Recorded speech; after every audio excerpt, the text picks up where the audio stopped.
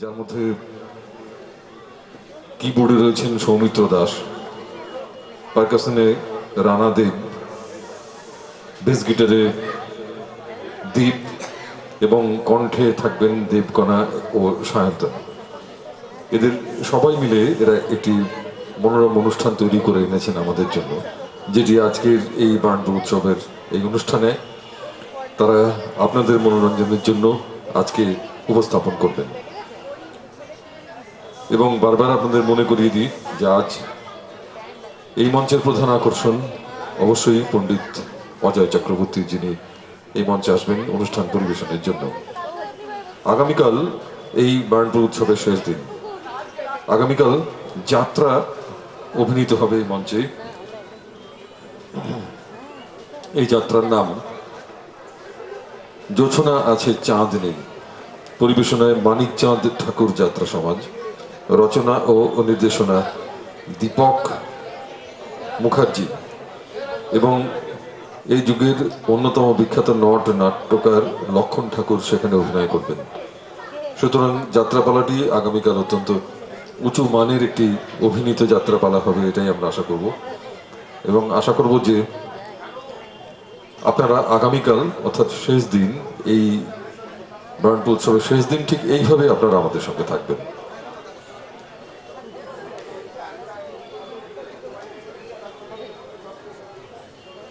আজকে আমাদের এই মঞ্চে একই সঙ্গে আমি যার সঙ্গে মঞ্চ বলতে আসি, তাহলে সেটা খুব প্রচলিত একটি তুলনার কথা মনে আসে, যাকে সে প্রসঙ্গে আর যাচ্ছি না। সুদীপ্ত, সব থেকে মুশকিল যেটা, জয়দীপটা যেহেতু কুইজ মাস্টার, তাই আমার সবসময় ভয় হচ্ছিল যখন এই অমিতাভ বচ্চনের রেফারেন্সটা আসছে যে এই বোধহয় কোনো প্রশ্ন আমাকে জিজ্ঞাসা করলো, সেটা কিন্তু উত্তর দেওয়া খুব কঠিন হতো আমার পক্ষে এই মুহূর্তে। কারণ যে সময় ব্যাপারটা ঘটছিল আর কি, সে সময় আমি এই তন্দুরি চা বানাচ্ছি আর কি, ওখানে যাচ্ছিলাম আর কি তন্দুরি চায়ের সন্ধানে। তো সেই জন্য আমার কোনোটাই ঢোকেনি। কিন্তু অমিতাভ বচ্চন এবং কিছু কিছু মানুষ আছেন, মানে আপনারা হয়তো আমার সাথে একমত হবেন যে অমিতাভ বচ্চন এবং সৌমিত্র চট্টোপাধ্যায়, এই দুজন মানুষ যখন কোনো সিনেমাতে থাকেন, আমরা বা যে কোনো অনুষ্ঠানে থাকুন না কেন, আমরা সবসময় একটা আশা করি যে এরপর বোধহয় তাদের কোনো একটা কবিতা আবৃত্তি আমরা শুনতে পাবো। সেটা উপরই পাও না, যেমন ব্ল্যাকের ক্ষেত্রে আমরা শুনতে পেয়েছিলাম বিভিন্ন অনুষ্ঠানে, এমনকি ছোট পর্দার বিভিন্ন অনুষ্ঠানেও সৌমিত্র চট্টোপাধ্যায়কে দিয়ে ইংরেজি এবং বাংলা কবিতা সেটা রিসাইট করানো হয়। এবং সেটা কিন্তু যারা কবিতা মোদি বা যারা আবৃত্তি প্রেমী তাদের কাছে একটা অতিরিক্ত পাওনা তো বটেই। যাই হোক, যদিও আমার আজকে বিশেষ কিছু বলার কথা নয়, আজকে জয়দীপদা পুরো অনুষ্ঠান সঞ্চালনা করবে। আমি শুধুমাত্র দর্শক হিসেবে আজ এখানে উপস্থিত। তবে এই মঞ্চসজ্জার জন্য আপনারা দেখতেই পাচ্ছেন এবং মিউজিক ব্যালেন্সের জন্য কিছুটা সময় আমরা আপনাদের থেকে চেয়ে নেব। তারপর আপনারা জানেন যে আজকে এই মঞ্চে বিশিষ্ট নাট্যকার, নাট্য ব্যক্তিত্ব শ্রী ব্রাত্য বসু এবং পৌলমী বসু তারা সংবর্ধিত হবেন এই মঞ্চে। তারপর পণ্ডিত অজয় চক্রবর্তী, তার সঙ্গীতানুষ্ঠান, যেটা আমাদের শিল্পাঞ্চলের সকলের কাছে একটা বিরল প্রাপ্তি বলতে পারি আমরা। এবং অবশ্যই বার্নপুর উৎসবে আপনারা যেভাবে সকলে এসেছেন, সকলে সহযোগিতা করেছেন, আগামীকাল অনুষ্ঠানের শেষ মুহূর্ত পর্যন্ত, শেষ দিন পর্যন্ত আপনারা একই রকম ভাবে সাহায্য করে 16তম যে বার্নপুর উৎসব তাকে সফল করবেন, সাফল্যমণ্ডিত করবেন, এটাই আমাদের সকলের আশা। কিছুটা সময় আমরা আপনাদের থেকে নিয়ে নেব। বিপ্লব রায় কিবোর্ডে রয়েছেন আমাদের মোস্ট ফ্যাশনেবল মিউজিশিয়ান, আমাদের আসানসোলের সৌমিত্র দাস, বাপি বলেই আমরা ডাকি। এবং লাস্টে বেস গিটারে দীপ। দীপ আমাদের এই শহরে, কিন্তু আমরা আগেও ওকে এই মঞ্চে পেয়েছি। আপনাদের হয়তো মনে থাকবে এর আগের বার যখন সাহেব চট্টোপাধ্যায় এসেছিলেন, তার সঙ্গে অ্যাকম্পানি করবার জন্য দীপকে আমরা দেখেছিলাম এই মঞ্চে। আসুন এবারে ওদের অনুষ্ঠানে আমরা প্রবেশ করি। শুরু হচ্ছে এই অনুষ্ঠানটি, যেটি কণ্ঠসঙ্গীত এবং যন্ত্রসঙ্গীতের অসাধারণ একটা মিশ্রণ। আসুন আমরা শুনি।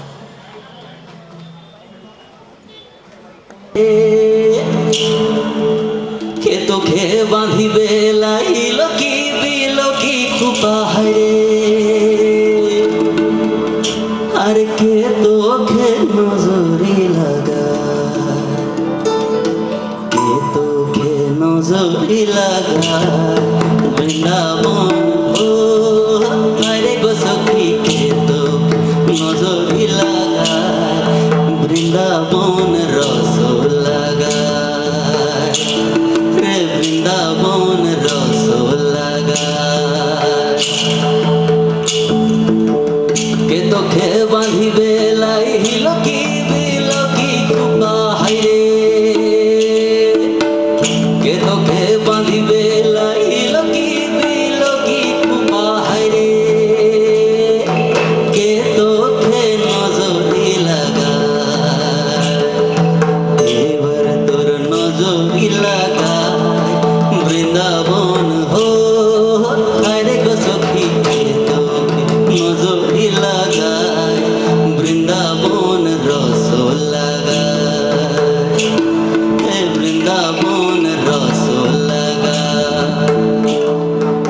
বৃন্দাবন রস লাগায় কোন দরে কাটো এ হর দিনে ঝিঙ্গা ফুল কোন দরে কাটো এ হর দিনে ঝিঙ্গা ফুল কোন দরে কাটো লাল কমল ফুল ফুটে গোপনে রূপে গুনে বাঁধো এ হর দিনে ঝিঙ্গা ফুল কোন দরে কাটো লাল কমল ফুল ফুটে গোপনে কে তোকে বাঁধিবে লাইল কি দিল কি খুপা হায়রে কে তোকে বাঁধিবে লাইল কি দিল কি খুপা হায়রে আর কে তোকে নজরি লাগায় দেবার তোর নজরি লাগায় বৃন্দাবন হে আরে গো সখী দেবার তোর নজরি লাগায় বৃন্দাবন রস লাগায় রে বৃন্দাবন রস লাগায় রে বৃন্দাবন রস লাগায়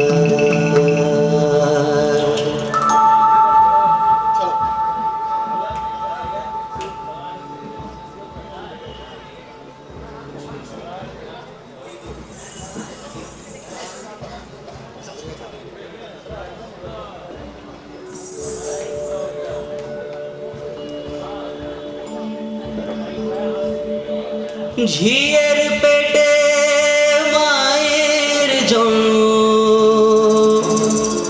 ঝিয়ের পেটে মায়ের জন্ম তাদের তোমরা বলবে কি চাঁদের গায়ে চাঁদ লেগেছে আমরা তাতে বলবো কি চাঁদের গায়ে চাঁদ লেগেছে আমরা ভেবে করব কি চাঁদের গায়ে চাঁদ লেগেছে ঝিয়ের পেটে মায়ের জন্ম ঝিয়ের পেটে মায়ের জন্ম তাদের তোমরা বলবে কি চাঁদের গায়ে চাঁদ লেগেছে আমরা ভেবে করব কি চাঁদের গায়ে চাঁদ লেগেছে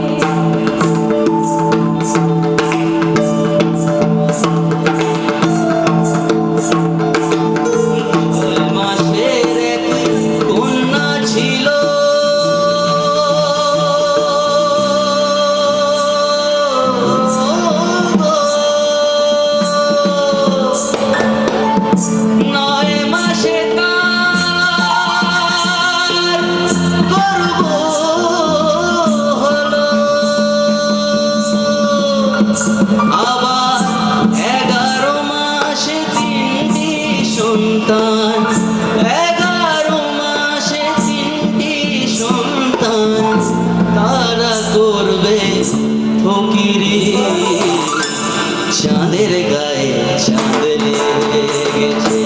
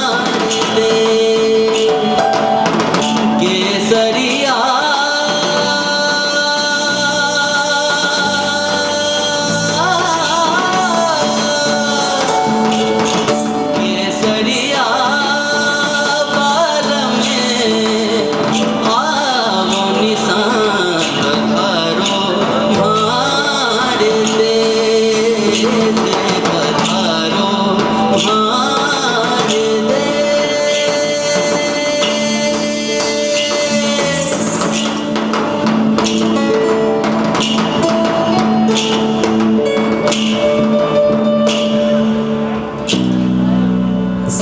मारे गावड़ लीला लैड़ जहाँ नाचे मोरन डेल जहाँ दूध गिरे लमरेल जहाँ बत्ती पल्ली भैया मधुरी जैसी गैया वो आवो रे आवो आवो मारे गाँव सबको प्यारो मारो गाँव याद रखियो मारो शाम मारे घर अंगना ना भूलो ना हमारे घर अंगना ना भूलो ना मेरो गाँव काठिया भरे जहाँ दूध की नदियाँ बहे जहाँ कोयल क्यों को गाए हमारे घर अंगना ना भूलो ना हमारे घर अंगना ना भूलो ना हमारे घर अंगना ना भूलो ना केसरिया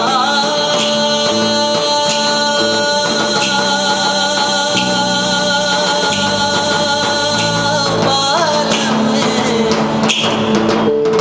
आवो निशान पधारो मार दे पधारो मार दे पधारो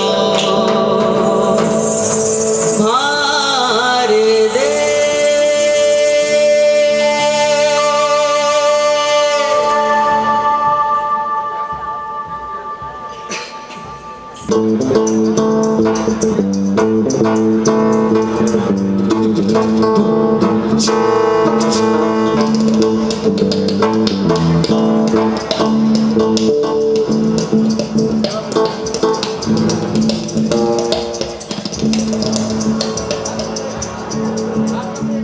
আমাদের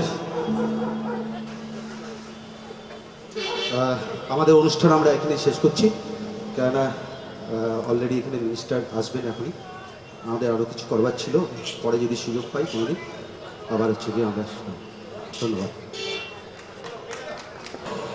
তিনি ইতিমধ্যে উপস্থিত হয়েছেন এই মঞ্চে আমরা তাকে সম্বর্ধনা জ্ঞাপন করব বান্টু উৎসব কমিটির পক্ষ থেকে আমরা অত্যন্ত আনন্দিত যে তিনি আজ আমাদের এখানে সময় দিয়েছেন আমাদের জন্য এবং এই মঞ্চে তাকে আজকে আমরা পাবো তিনি পশ্চিমবঙ্গ সরকারের মাননীয় মন্ত্রী কিন্তু সর্বোপরি তিনি থিয়েটারের মানুষ নাটকের মানুষ এবং আপনারা জানেন হয়তো আগামী 15ই জানুয়ারি থেকে আসানসোল রবীন্দ্র ভবনে পশ্চিমবঙ্গ নাট্য একাডেমি আয়োজন করেছেন নাট্য উৎসবের এই নাট্য উৎসবকে এবং নাটককে সমগ্র পশ্চিমবঙ্গে ছড়িয়ে দেওয়ার ক্ষেত্রে ব্রাত্য বসু অত্যন্ত গুরুত্বপূর্ণ ভূমিকা পালন করে চলেছেন দীর্ঘদিন ধরেই সেই ব্রাত্য বসু একটু পরেই এই মঞ্চে আসবেন এবং এটিও আমাদের আজকের একটা পরম প্রাপ্তি একই সঙ্গে বাংলার দুই ক্ষেত্রের দুই বিখ্যাত ব্যক্তিত্ব পণ্ডিত অজয় চক্রবর্তী আসবেন অনুষ্ঠান পরিবেশনের জন্য এবং মাননীয় ব্রাত্য বসু তিনিও আসবেন আজকে আমাদের এই মঞ্চে আর একটু পরেই তিনি এসে উপস্থিত হবেন এবং তাকে বিনম্র প্রণাম জানানোর পর আমরা আবার ফিরে যাব আমাদের আজকের পরবর্তী যে নির্ধারিত অনুষ্ঠান আছে সেই অনুষ্ঠানে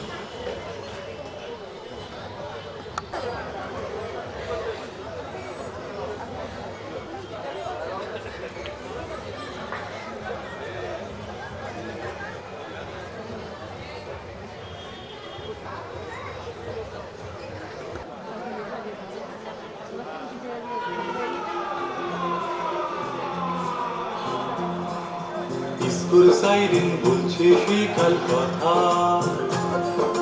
হীরাপুর গ্রামে মানিক ঠাকুরের ধাম বাস স্ট্যান্ডার্ড ওয়াগন ভারত ঘুরল যখন হীরাপুর মিল আজকের বান্টুর নাম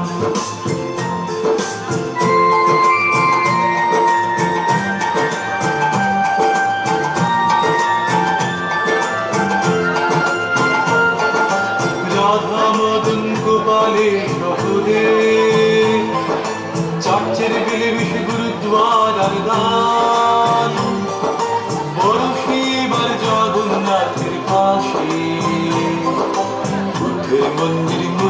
হে রাজা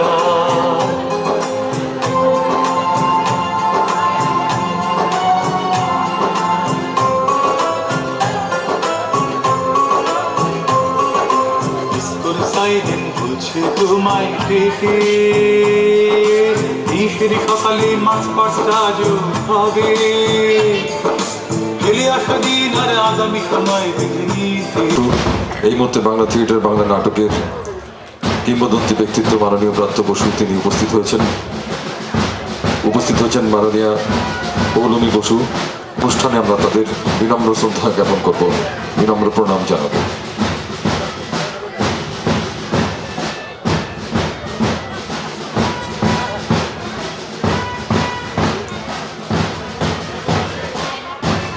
আমাদের সম্মানীয় অতিথি যারা এই মুহূর্তে আমরা তাদের বিনম্র অনুরোধ জানাবো মঞ্চে আসন গ্রহণ করার জন্য। আমি প্রথমে অনুরোধ করব মাননীয় শ্রী তাপস বন্দ্যোপাধ্যায় মহাশয়কে, তিনি আমাদের আজকের উল্লেখযোগ্য অতিথি মাননীয় ব্রাত্য বসু এবং মাননীয় পৌলমী বসু তাদের মঞ্চে আনবেন। আমি বিনম্র অনুরোধ করছি তাদের মঞ্চে আসন গ্রহণ করার জন্য।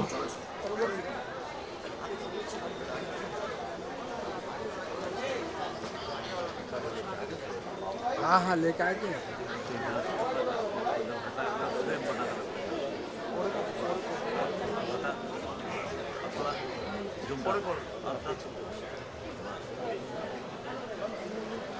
মাননীয় ব্রাত্য বসু এবং মাননীয় পৌলমী বসু এই মুহূর্তে আমাদের এই বার্নপুর উৎসবের প্রাঙ্গণে এবং তারা মঞ্চে আসছেন। মাননীয় শ্রী তাপস বন্দ্যোপাধ্যায় মহাশয় মঞ্চে আনবেন। আমাদের বার্নপুর উৎসব কমিটির পক্ষ থেকে আমরা আন্তরিকভাবে ধন্যবাদ এবং কৃতজ্ঞতা জানাই তাদের আজকে আমাদের এই মঞ্চে উপস্থিত থাকার জন্য।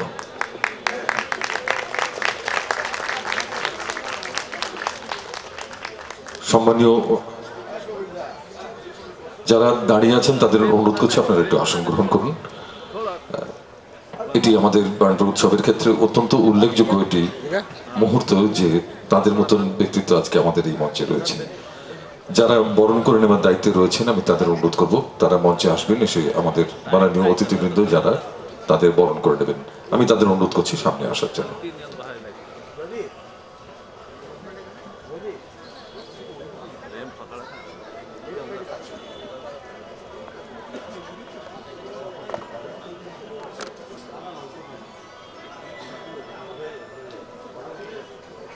চন্দনের ফোঁটা দিয়ে তাদের বরণ করে নেওয়া হচ্ছে মাননীয় ব্রাত্য বসু, মাননীয় পৌলমী বসু এবং সেই সঙ্গে উপস্থিত রয়েছেন আমাদের এই বার্নপুর উৎসব যার নেতৃত্বে যার অধিনায়কত্বে বার্নপুর উৎসবের আয়োজন মাননীয় শ্রী তাপস বন্দ্যোপাধ্যায় মহাশয়।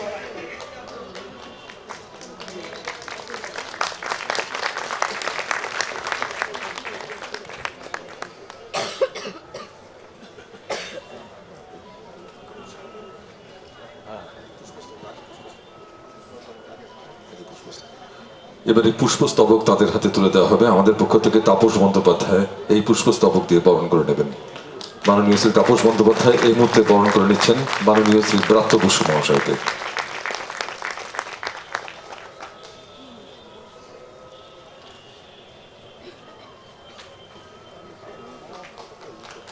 এরপর মাননীয় পৌলমী বসু, এরপর স্মারক তুলে দেওয়া হবে তাদের হাতে। স্মারকটিও তুলে দেবেন আমাদের পক্ষ থেকে মাননীয় শ্রী তাপস বন্দ্যোপাধ্যায়।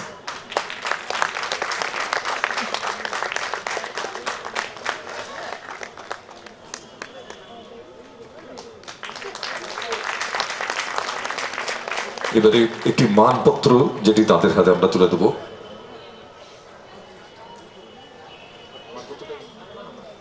মানপত্রটি পাঠ করবেন আমাদের বন্ধু সুদীপ্ত রায়। সুদীপ্ত রায়কে আমি অনুরোধ করবো মানপত্রটি পাঠ করার জন্য।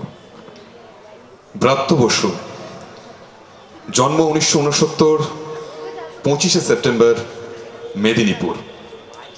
পূর্বতন প্রেসিডেন্সি কলেজ ও কলকাতা বিশ্ববিদ্যালয়ের প্রাক্তনী, পরবর্তীতে সিটি কলেজে অধ্যাপনা।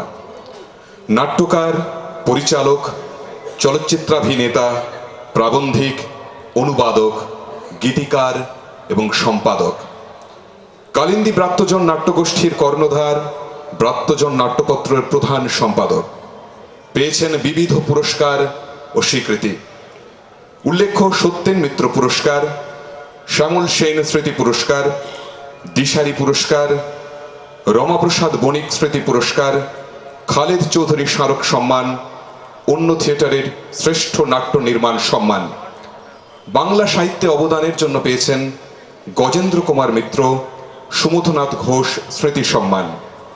তাঁর সম্পাদনায় গিরিশ কথা ও শিশির কথা দুটি বই তথ্য ও সংস্কৃতি বিভাগ, পশ্চিমবঙ্গ সরকার কর্তৃক প্রকাশিত হয়েছে। পেয়েছেন এবিপি আনন্দ সেরা বাঙালি 2019 সম্মান। পেয়েছেন বাংলার নাট্যশিল্প জগতের সর্বোচ্চ সম্মান দীনবন্ধু মিত্র পুরস্কার। আপনাকে সশ্রদ্ধ নমস্কার। বর্ণপুর উৎসব ওয়েলফেয়ার সোসাইটি, আজ 13/1/2020।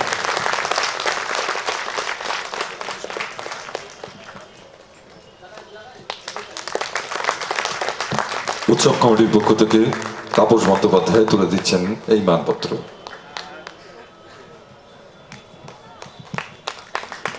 এটি তাম্রপত্র তার হাতে তুলে দেওয়া হয়েছে।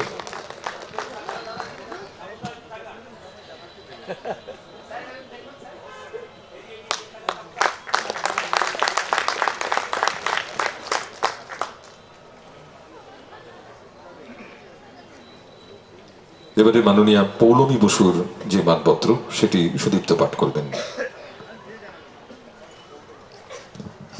পৌলমী বসু, জন্ম 1969, 10ই অক্টোবর, কলকাতা। মাফ করুন, জন্ম 1979, 10ই অক্টোবর, কলকাতা। কলকাতা বিশ্ববিদ্যালয়ের স্নাতক, বাংলা নাট্যজগৎ তথা বাংলা ধারাবাহিক এবং চলচ্চিত্র জগতের একজন জনপ্রিয় সু অভিনেত্রী, দক্ষ সংগঠক, কালিন্দী ব্রাত্যজন নাট্যগোষ্ঠীর সম্পাদক। পেয়েছেন বেশ কিছু পুরস্কার ও স্বীকৃতি, যাদের মধ্যে উল্লেখযোগ্য big Bangla rising star award, Jadavpur মন্থন সম্মাননা, রবীন্দ্রনগর নাট্যায়ুধ শ্রেষ্ঠ অভিনেত্রী সম্মাননা, শ্যামল সেন স্মৃতি পুরস্কার, অশোকনগর নাট্যমুখ সম্মাননা ইত্যাদি। অভিনয় করেছেন ইহাই সত্য, বাবলি, রক্তকরবী, রুদ্ধ সঙ্গীত, ব্যোমকেশ, চিরকুমার সভা, সিনেমার মতো, কে, বোমা, মির্জাফর, অশালীন, দুটো দিন, মেঘে ঢাকা তারা, 21 গ্রাম, 4 অধ্যায় প্রভৃতি বহু নাটকে। অংশগ্রহণ করেছেন রাজ্য ও জাতীয় স্তরের বিভিন্ন নাট্য উৎসব এবং প্রদর্শনীতে, যথা পশ্চিমবঙ্গ নাট্য একাডেমি আয়োজিত নাট্যমেলা, জাতীয় নাট্য বিদ্যালয় নিউ দিল্লি আয়োজিত ভারত রঙ্গ মহোৎসব ও থিয়েটার অলিম্পিক ইত্যাদি, এবং ভারতবর্ষের বিভিন্ন রাজ্যে আয়োজিত নাট্য প্রদর্শনী ও নাট্য উৎসবগুলিতে। আন্তর্জাতিক স্তরে পৃথিবীর বহু দেশে ভ্রমণ করেছেন অভিনয় সূত্রে, এবং বিদেশে আয়োজিত বঙ্গ সম্মেলনগুলিতে বহুবার অংশগ্রহণ করেছেন নাটকের বিভিন্ন প্রযোজনা নিয়ে। তাঁর অভিনীত চরিত্রগুলি যথা লীলা ও মালিনী, বাবলি, নন্দিনী, শিলা, সত্যবতী, পুরবালা, মৈত্রেয়ী, কুর্চি, কল্পনা, রীনা, রণিতা, নিতা, মৃত্তিকা, এলা প্রভৃতি দেশে ও বিদেশে নাট্যমোদী দর্শক এবং সমালোচকদের মধ্যে বিপুল সমাদর লাভ করেছে। অভিনয় করেছেন একাধিক বাংলা ধারাবাহিকে, স্বল্প দৈর্ঘ্যের চলচ্চিত্রে। তার অভিনীত একাধিক বাণিজ্যিক চলচ্চিত্রগুলি তার অভিনয় দর্শকেরা মনে রাখবেন বহুদিন। স্বল্পভাষী এ মানুষটি আদতে ভীষণই প্রচার বিমুখ। অপরিসীম দক্ষতা এবং পারদর্শিতার সঙ্গে বহু বছর ধরে নীরবে তিনি তার কাজ করে যাচ্ছেন। বর্ণপুর উৎসব ওয়েলফেয়ার সোসাইটি, আজ 13/1/2020। এই মানপত্র তার হাতে তুলে দেবেন মাননীয় তাপস বন্দ্যোপাধ্যায়। এই মুহূর্তে আমরা মাননীয় পৌলমী বসুকে বিনম্র প্রণাম জানাচ্ছি।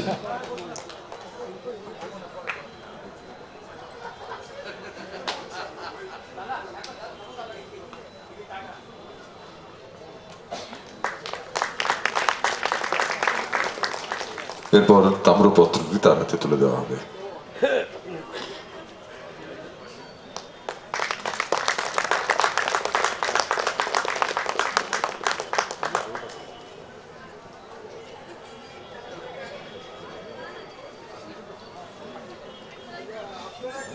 আমি প্রথমে মাননীয় শ্রী তাপস বন্দ্যোপাধ্যায়কে অনুরোধ করবো কিছু বলার জন্য।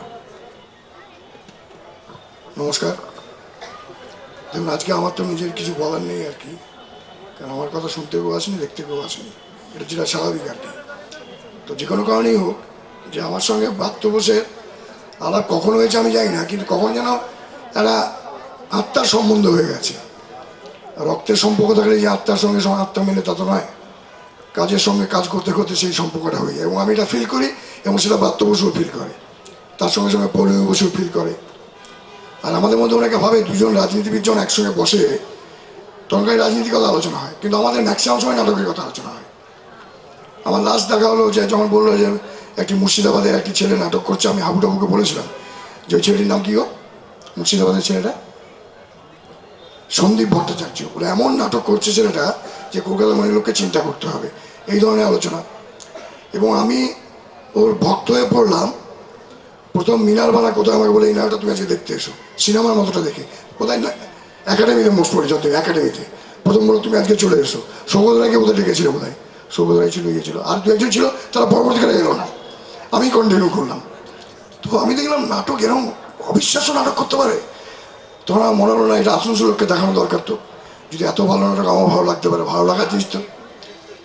হ্যাঁ, রুদ্রসঙ্গীত, ইয়েস, ভোটের আগে হ্যাঁ, নয় ওইসব পরে পরে আর কি, ইয়েস, ওই 9-11-র মধ্যে কেন আর কি। আমি রুদ্রসঙ্গীতটা দেখেছিলাম, দেবব্রত বিশ্বাসের জীবনী নিয়ে একটা নাটক হয়েছিল, বাদ্যজনের রুদ্রসঙ্গীত। তো আমি এটা ফিল করলাম, যেমন অনেক শিল্পীকে নিয়ে তো আমি মাঝে মাঝে অনুষ্ঠান করি, যে নাটক যারা করে কিন্তু তারা নাটককে ভালোবেসেই করে, তারা আর্থিক সংস্থানের জন্য করে না, রুটি রুচির জন্য করে না, এর নাটকের পরে তার ভালোবাসার যে প্রেম আছে তার জন্য নাটকটা করে। সেই রুদ্রসঙ্গীত দিয়ে আমাদের যাত্রা শুরু হয়েছিল। তারপর আসানসোল মানুষের কাছে, বার্নপুরের মানুষের কাছে প্রচুর নাটক আমরা পরিবেশন করতে পেরেছি ব্রাত্য বসুর মাধ্যমে। তো তার দু একটা নাটক আমার তো মানে কী বলবো, তার সিনেমা মতো থেকে আজও বলতে পারি না। লাস্ট যেটা মির্জাপুর দেখলাম, উনি লেখেন, সম্পাদনা করেন, তো একটা ডায়লগ অনেকটা আমি মাঝে মাঝে দেখা হলে বলি যে আমি কি করে মির্জাফর হলাম, আমি তো না ক্লাইবের লোক হতে পারলাম না সিরাজের লোক হতে পারলাম, কারু লোক হলে তবেই না মির্জাফর হওয়া যায়। তো সেই হাউতাস মানে নাটকের মধ্যে, সেটা কিন্তু আমাকে আজও মানে খুব ইয়ে, যেখানে আমি বলি কি অদ্ভুত লেখা। তার পরবর্তীকালে যত নাটক দেখেছি তত ভেবেছি, কিন্তু জানি না এটা আমার অতিশক্তি হবে কি না, আর বলাটা একটু ধৃষ্টতা হবে কি না। তবু আমার নিজের মনে হয়েছে যে এটা কেউ অপরাধ নেবে না, তুমি অপরাধ নিও না। যে অনেক মন্ত্রী হয়েছে, আপনারা মন্ত্রীর নাম বলতে পারবেন না, 20 বছর আগে মন্ত্রী হয়েছিল, কিছুতেই বলতে পারবেন না। আজ থেকে 20 বছর পর বাথরুম নাম কেউ মনে রাখবে কিনা আমি জানি না, মনে রাখলে আমি সব থেকে বেশি খুশি হবো মন্ত্রী হিসেবে। কিন্তু নাট্যকার হিসেবে পরবর্তী প্রজন্মও তাকে মনে রাখবে, যেমন বাদল সরকারকে মনে রাখে, যেমন অজিতেশকে মনে রাখে, যেমন শম্ভু মিত্রের নাটক আমি না দেখেও আমিও মনে রেখেছি, অজিতের নাটক আমি দেখেছি, আমার সৌভাগ্য হয়েছে, 3-4টে নাটক আমি দেখেছি, আমি তার ভক্ত একজন। এবং সেম ভক্ত কিন্তু ব্রাত্য বোস, তার যতগুলো লেখা আমি পড়েছি নাটকের বই, কোথাও না কোথাও তার জন্য একটা ভালোবাসা আছে, তার জন্য একটা কষ্ট আছে, সেগুলো আমি তার কাছ থেকে পড়ে আমার সেই কষ্টটা আমার মধ্যে সঞ্চারিত হয়েছে।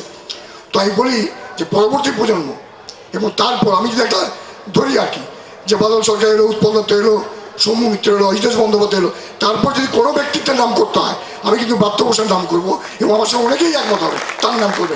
একটা ভূমিকা তো নয়, তার লেখা, তার সম্পাদনা, তার অভিনয়, তার ডিরেকশন দেওয়া, এই সব কিছু নিয়ে তার আপনার কী বলে ড্রেস কস্টিউম ডিজাইন করে দেওয়া, তার আবহ সঙ্গীত কী হবে সেটা ঠিক করে দেওয়া, সব মিলিয়ে একটা পরিপূর্ণ নাটকের ব্যক্তি যদি কেউ বলতে হয় বর্তমান দিনে, সে কিন্তু ব্রাত্য বসু।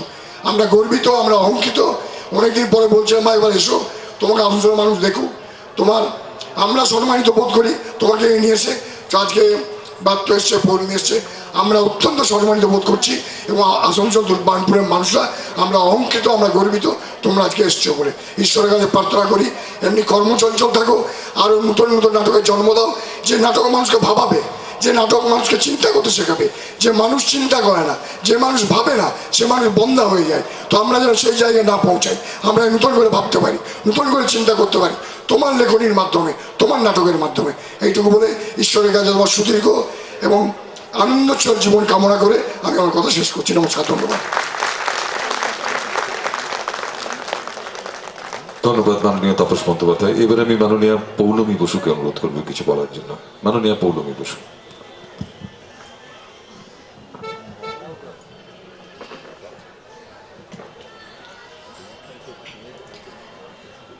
ধন্যবাদ বার্নপুর উৎসব ওয়েলফেয়ার সোসাইটিকে।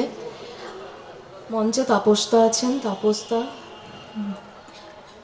ব্রাত্য বসু এবং আপনাদের সকলকে আমার আন্তরিক শুভেচ্ছা এবং আমার প্রণাম গ্রহণ করবেন আপনারা। আমি মুখ্যত অভিনেত্রী এবং থিয়েটারের অভিনেত্রী, এটাই আমার পরিচয়। থিয়েটার শিল্প আমার মনে হয় পৃথিবীতে যতগুলো শক্তিশালী শিল্প মাধ্যম আছে তার মধ্যে থিয়েটার অন্যতম শক্তিশালী একটা মাধ্যম, শিল্প মাধ্যম। বহু বছর আগে, 2500 বছর আগে থিয়েটার তৈরি হয়েছিল এবং তা এখনও প্রবাহমান। থিয়েটার আগেও হয়েছে, এখনও হচ্ছে। আমি থাকি বা না থাকি, ভবিষ্যতেও থিয়েটার হবে, কারণ থিয়েটার এতটাই শিল্প মাধ্যম হিসাবে এতটাই শক্তিশালী। আমি নিজেকে গর্বিত মনে করি, আমি নিজেকে ভাগ্যবান মনে করি যে আমি এই শিল্প মাধ্যমের সঙ্গে যুক্ত থাকতে পেরেছি বলে। অভিনয়, আমি এই কথা কখনোই বলবো না যে আমি অভিনয় শিখেছি, বরং পথ চলতে চলতে অভিনয় আমাকে অনেক কিছু শিখিয়েছে। জীবন সম্পর্কে একটা পরিমিতি বোধ শিখিয়েছে, এক ধরনের জীবন বোধ তৈরি হয়। এটা শুধু অভিনয় নয়, আপনারা যে কাজের সঙ্গে যুক্ত থাকেন বা যে শিল্প মাধ্যমের সঙ্গে যুক্ত থাকুন না কেন, সেই শিল্প আমাদের একটা শিক্ষা দেয়। সেই জীবন থেকে যে শিক্ষা আমি পেয়েছি, অভিনয় থেকে যে শিক্ষা আমি পেয়েছি, সেটা আমার জীবনে চলতে সাহায্য করেছে। ঈশ্বরের কাছে এইটুকু চাইবো, যতদিন আমি বেঁচে থাকবো, যতদিন আমার হাত পা চলবে, ততদিন যেন এই কাজটা আমি করে যেতে পারি। আপনারা আশীর্বাদ করুন যেন আমি অভিনেত্রী হিসেবেই থেকে যেতে পারি আপনাদের মনে। আর পরিশেষে একটা কথা না বললেই নয়, যার হাত ধরে আমি থিয়েটার জগতে এসেছি এবং আমি অভিনয়ে, যিনি আমাকে এখানে এনেছেন এবং যিনি আমাকে অভিনয়ের শিক্ষা দিয়েছেন, সেই ব্রাত্য বসুর কাছেও আমি চিরকৃতজ্ঞ থাকবো আমাকে এই শিল্প মাধ্যমটির সঙ্গে যুক্ত করার জন্য এবং এই পৃথিবীতে আমার একটা ছোট্ট কাজের জায়গা তৈরি করার জন্য, এত বড় পৃথিবীতে। ধন্যবাদ। আপনারা সবাই ভালো থাকবেন। যে কাজটাই করুন না কেন, সেই কাজটাই আমাদের ধর্ম হয়ে উঠুক। আজকের মতো এটুকুই।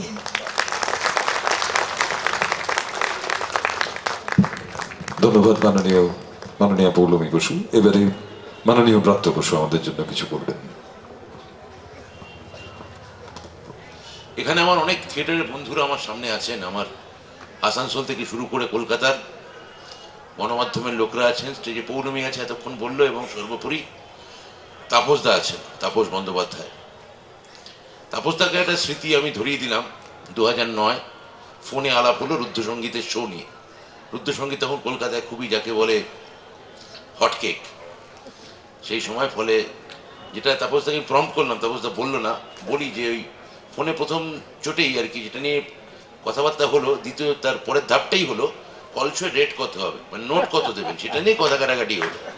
তারপর ধরুন না, এই টাকায় করতে হবে, চিনি না তো ফোনে আমি কে, আমি না কি মুশকিল, আমরা থিয়েটার করেছি, এই টাকা দিতে হবে। যাই হোক, সেটা রফা টফা হলো এবং তারপর সেই যে হলো, তারপর তাপসদার সঙ্গে যতবার মানে আমি কি বলবো, মানে বিধানসভায় আমরা যখন কথা বলি, আমরা সবাই যাই, থিয়েটার হয়তো কেউ কেউ দেখেন, কিন্তু ধরুন আমি লোরকা নিয়ে একটা লেখা লিখেছি, আমি জানি বিধানসভা থেকে একজনের কাছ থেকে রিয়াকশন আসবে, তার নাম তাপস বন্দ্যোপাধ্যায়। আমি এমনকি একটা শারদীয়ায় ধরুন মাছা পুরান হয়েছে, হ্যাঁ, একজন থেকে বিধানসভা একজনের থেকে আমি জানি 292টা সদস্যের মধ্যে মাত্র একজনের থেকে প্রতিক্রিয়া আসবে, তার নাম তাপস বন্দ্যোপাধ্যায়। মানে কোথায় আমার লেখা খুঁজে খুঁজে তাপসদা কিভাবে পড়েছেন, কিভাবে বলেছেন, সেটা ভাবতে গেলে মানে আমার শিহরিত লাগে। মানে কেননা আপনারা জানেন যে প্রদর্শ শিল্প তাও দেখা যায়, কিন্তু সারা পৃথিবীতে মানে বুঝতে পারবেন যে টেলিভিশনের দর্শক বেশি না বইয়ের পাঠক বেশি, এটা একটা কম্পেয়ার করলেই আপনারা বুঝে যাবেন। এবং সেই অনুযায়ী এই আমরা যারা আমাদের কি বলবো, আমরা যারা ওই তাপসদা বললো চিন্তা বেঁচে থাকবে, চিন্তা সত্যি বাঁচবে কিনা আমি জানি না, কিন্তু চিন্তাশীল মানুষ তার কাজ তো চিন্তা করা। এবং আমি সবসময় যেটা বলি যে দু ধরনের বিনোদন হয়। গানের উদাহরণ দিয়ে বলি আমি অনেক সময়, যে আপনারা জানেন যে কোনো কোনো গান, একটু পরে এখানে পণ্ডিত অজয় চক্রবর্তীর মতো এত বড় শিল্পী এখানে গাইতে আসবেন, তা সেই গানটা শুনলে আপনারা কেউ কেউ মাথা নাড়াবেন। আবার এখানে যদি কথার কথা উদাহরণ হিসেবে বলছি, যদি শান বা সোনু নিগম গাইতে আসতো তাহলে আপনারা কেউ কেউ পা দোলাতেন, পা নাচাতেন। তার মানে বিনোদন একটা কোমরের ওপরে অ্যাপিল করে, একটা কোমরের নিচে অ্যাপিল করে। এই যে কোনটা কোমরের ওপরে অ্যাপিল করবে আর কোনটা কোমরের নিচে করবে, সেটা খুব দুর্ভাগ্যবশত অনেকে থিয়েটারের মানুষ হয়েও সেটা বুঝতে পারেন না।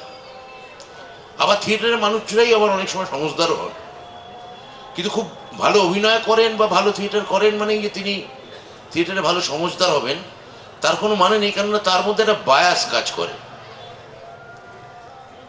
লুইজি পিরান্দেল্লো নোবেল প্রাইজ পাওয়ার পর বলেছিলেন যে একটা ভার্জিল পেতে গেলে একটা জুলিয়াস সিজার লাগবে, একটা অগাস্টাস লাগবে।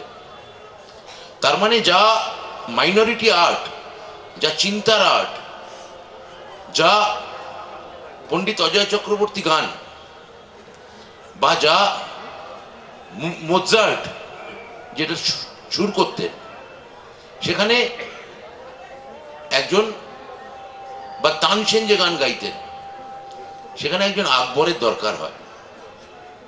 তার পেছনে একজন ওই অস্ট্রিয়ার যে সম্রাট যিনি মোৎসার্টকে ব্যাক করেছিলেন তাকে দরকার হয়।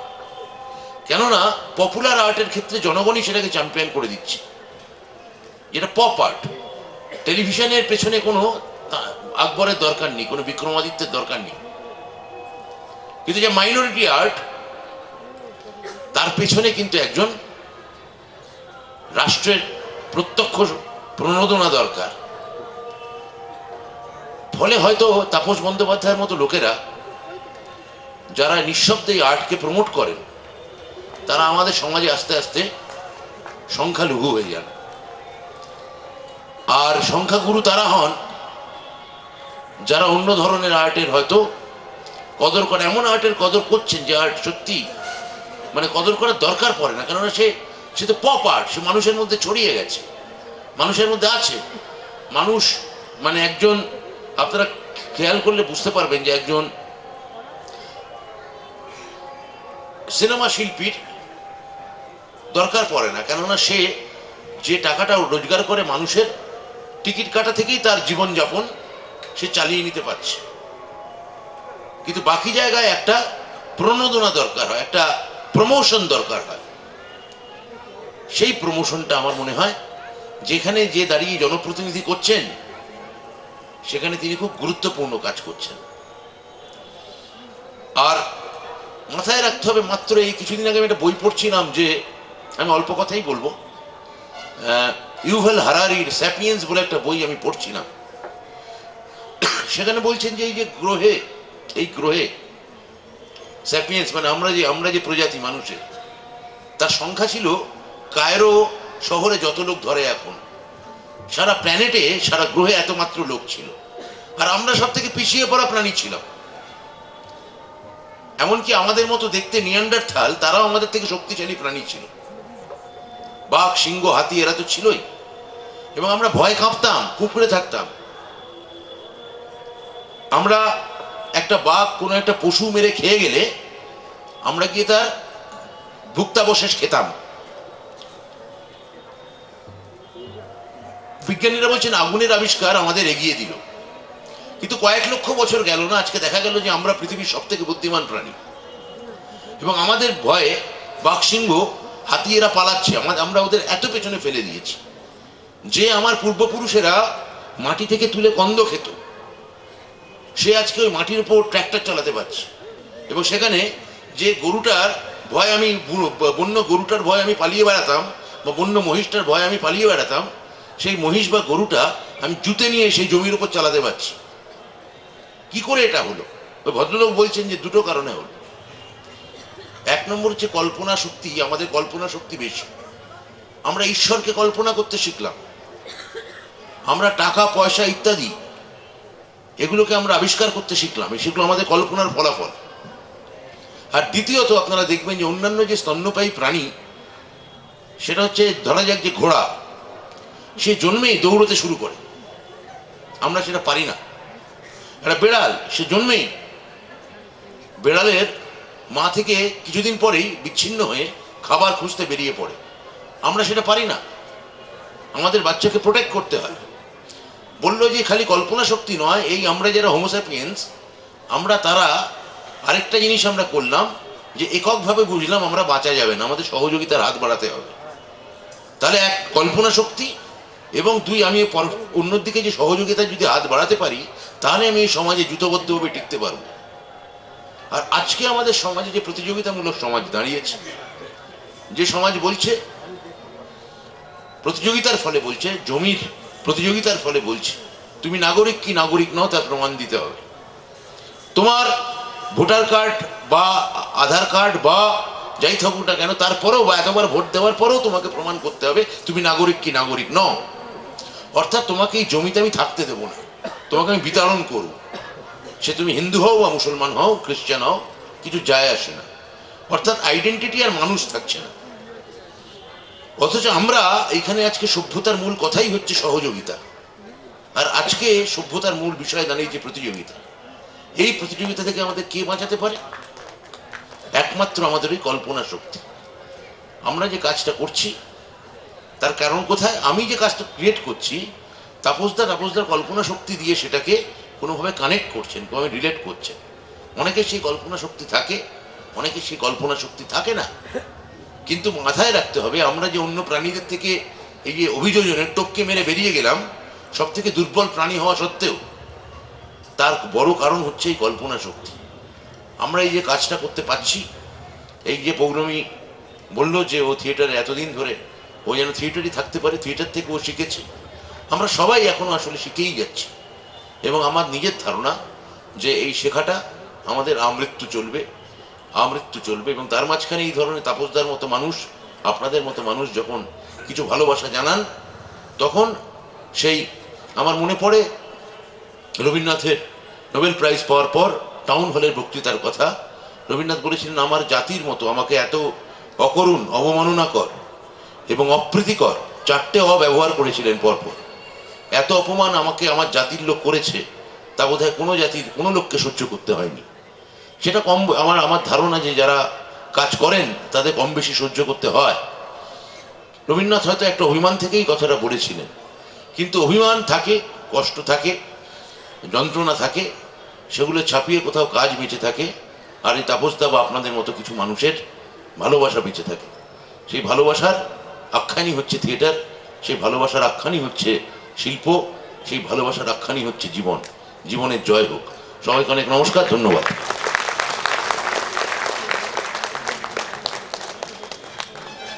ধন্যবাদ মাননীয় ব্রাত্য বসু মহাশয়কে এবং মাননীয় পৌলমী বসু। তাদের দুজনকে পেয়ে আজকে আমাদের এই মঞ্চ সত্যি অলঙ্কৃত হয়ে উঠল। এবং তাপসদা একটু বলবেন।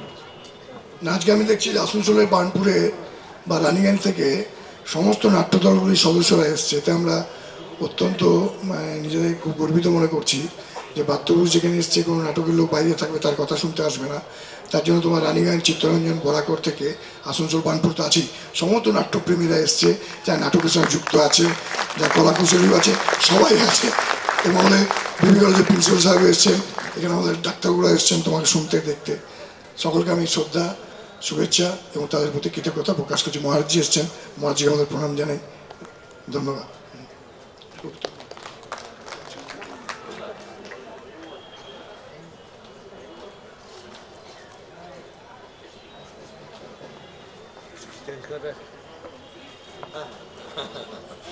আমাদের যে বিনম্র প্রণাম জানানোর পর্বটি ছিল ওনাদের দুজনকে, সেই পর্বটি আমরা সম্পন্ন করলাম। এবারে আমাদের পরবর্তী অনুষ্ঠান, আপনারা একটু অপেক্ষা করুন, আমরা পরবর্তী অনুষ্ঠান এবারে আপনাদের সামনে আর একটু পরেই নিবেদন করছি, একটু অপেক্ষা করুন।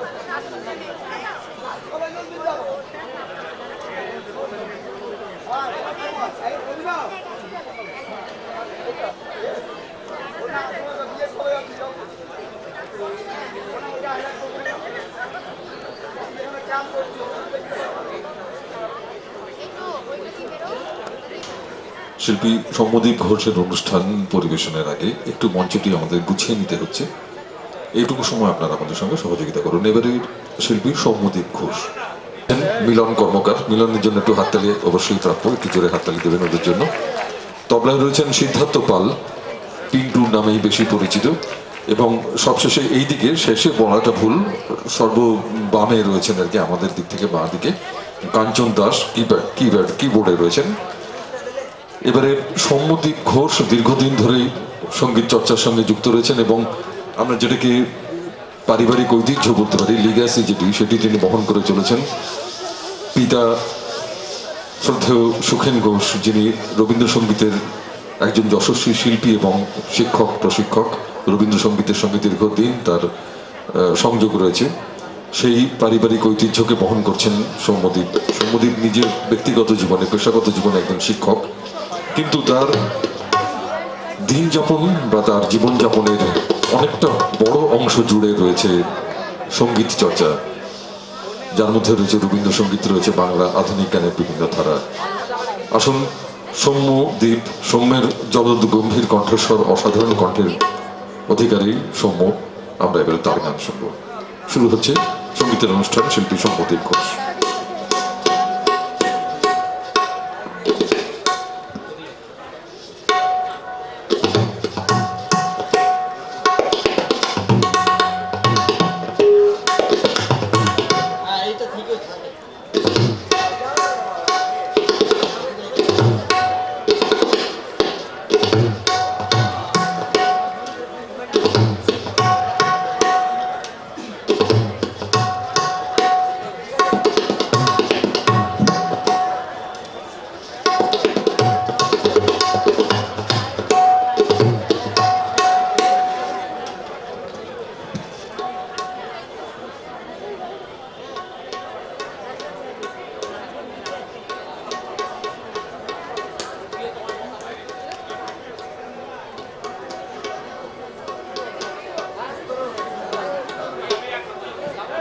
হ্যালো, তুমি দেখে নাও, একটু শুনে নাও।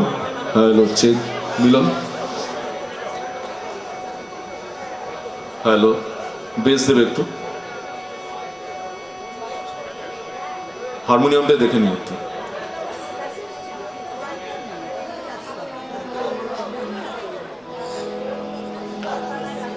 বানপুর উৎসবের পরিবর্তনের পরে সম্ভবত 10ম বছর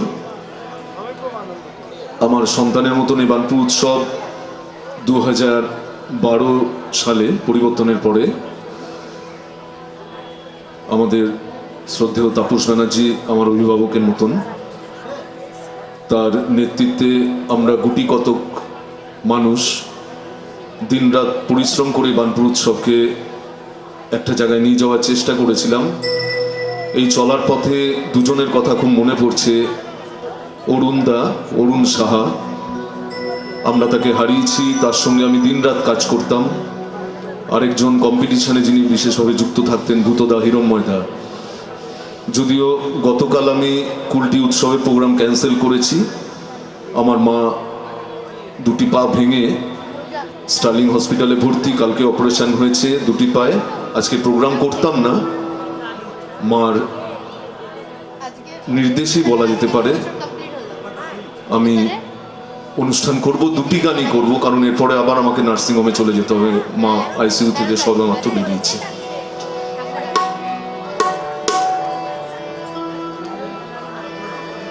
হ্যালো, হাউলিং হচ্ছে।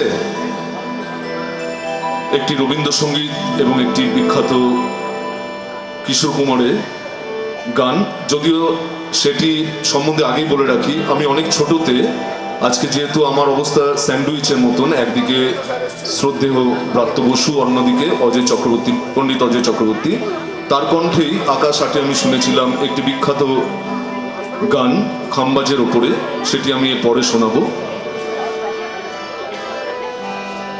কিছু পলাশের নেশা,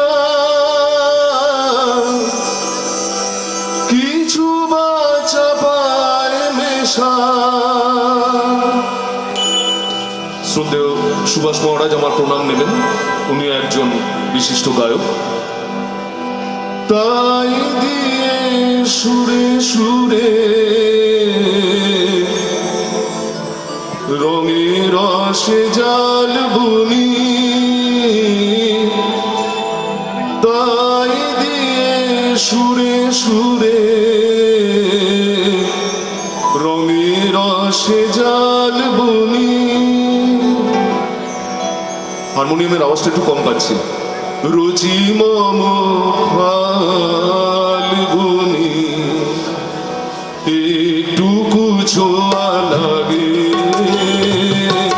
একটুকু কথা শুনি, একটুকু ছোঁয়া লাগে, একটুকু কথা শুনি। তাই দিয়ে মনে মনে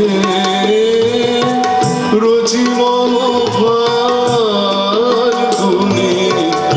একটুকু ছোঁয়া লাগে, একটুকু কথা শুনি।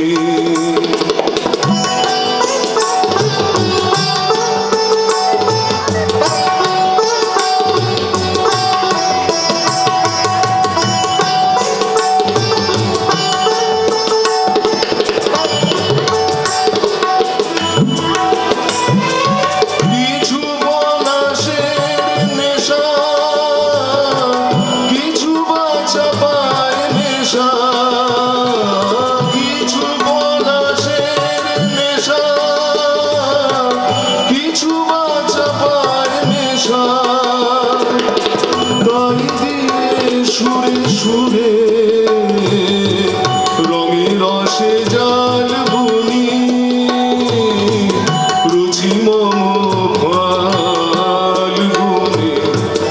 একটুকু ছোঁয়া লাগে, একটুকু কথা শুনি।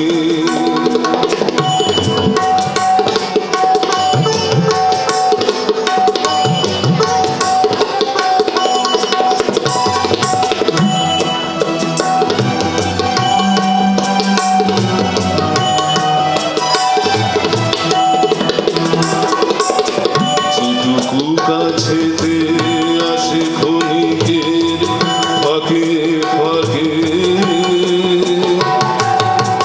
চকিত মনের কোণে স্বপনের ছবি আঁকে। যেটুকু কাছেতে আসে ক্ষণিকের ফাঁকে ফাঁকে, চকিত মনের কোণে স্বপনের ছবি আঁকে। যেটুকু যায় রে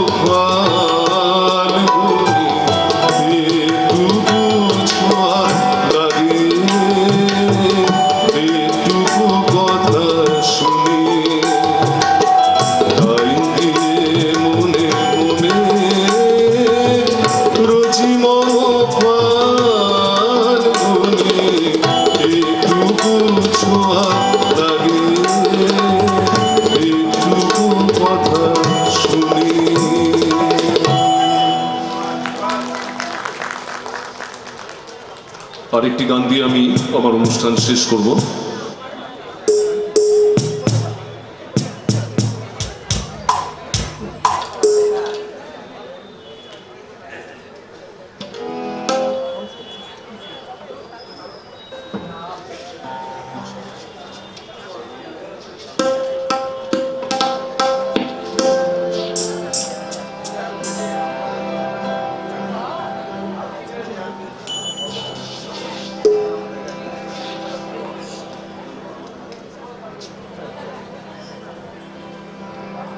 পরিবেশ ভালো, আরো গাইবার ইচ্ছা থাকলেও সময়ও কম। এটি আমি শুনেছিলাম কিশোর কুমারের গলায়, তো শুনেছিলাম, কিন্তু বেশ কয়েকবার এবং ইউটিউবে আমি দেখেছিলাম অনেকবার ছোট থাকতেও। পণ্ডিত অজয় চক্রবর্তী অসাধারণ গানটি গেয়েছিলেন। আর যেহেতু উনি আসছেন, হঠাৎ করে আমার মনে পড়ে গেল আর.ডি. বর্মনের খামবাজের উপরে অসাধারণ সৃষ্টি। কাজ করতে গেলে অনেক রকম সমালোচনা হয়, এই চলার পথে, বেঁচে থাকার পথে, সবকিছুকে নিয়ে জীবন। এই গানটি খুব প্রাসঙ্গিক। কুছ তো লোগ কহেঙ্গে লোগোं का काम है कहना, छोड़ो बेकार की बातों में कहीं बीत न जाए रहना।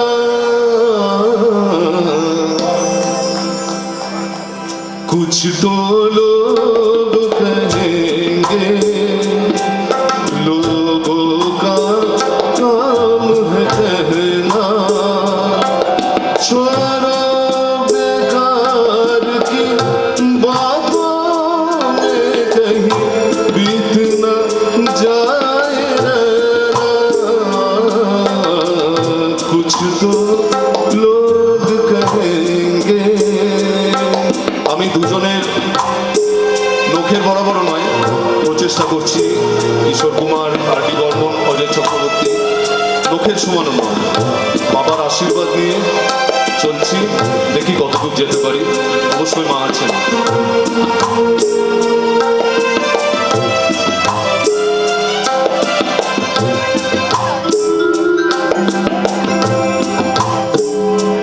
कुछ रीत जगत की ऐसी है, हर एक सुबह की शाम हुई।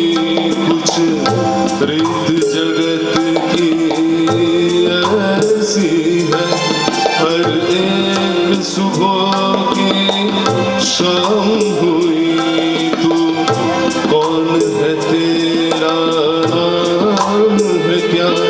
सीता भी यहाँ बदनाम हुई।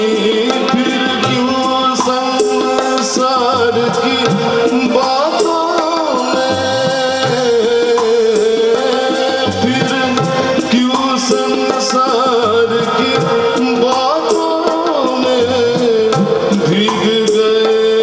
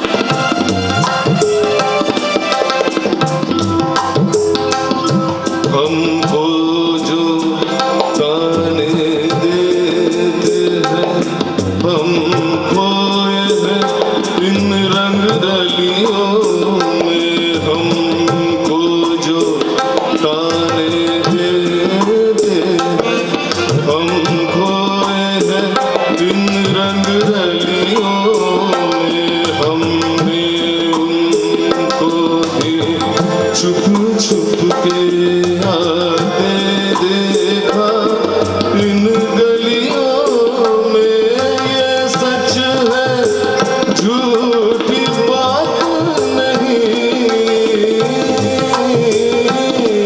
ये सच है झूठी बात नहीं, तुम बोलो ये सच है ना। कुछ तो लोग कहेंगे, लोगों का काम है कहना, छोड़ो बेकार की बातों में कहीं बीत न जाए रहना। कुछ तो लोग कहेंगे।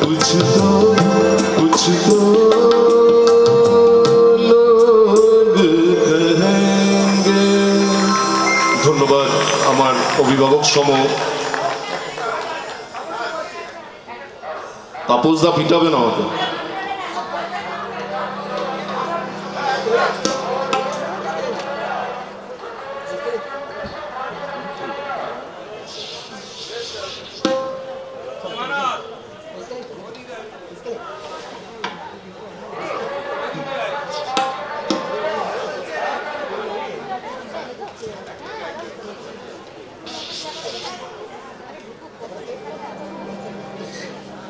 কি গাইবো?